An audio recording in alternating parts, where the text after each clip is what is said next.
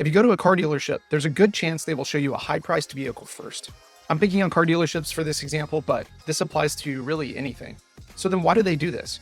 They know it's outside of your expected budget and that you probably won't buy the first vehicle that you look at.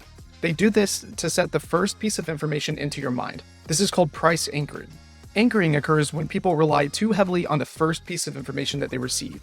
This initial reference point changes how you feel about all of the information that comes afterward, even if the initial information is arbitrary. So then how does anchoring heuristics commonly show up in personal finance? The first example is price negotiations.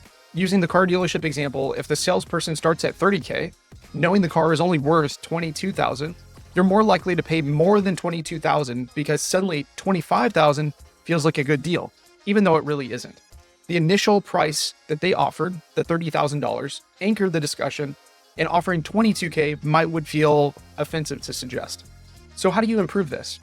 The first suggestion that I would have would be to do independent research to figure out what the fair market value of this actually is. Now, there are loads of tools online for whatever you're purchasing, and many people are great at this. However, it's really easy to not do your research up front, walk into a furniture store, and walk out having paid 20 or 30% more than what you should have. Now, the second suggestion is easier said than done, and that is be willing to walk away. Now, I understand some of these purchases are annoying, they're cumbersome, especially like buying a car. It's such a huge hassle that being willing to overpay just because you're exhausted is an easy trap to fall into. But there's a lot of power in being willing to walk away and go to someone who is willing to charge you fair market value for whatever it is that you're purchasing. It might take a little bit longer, but it's the best bang for your buck.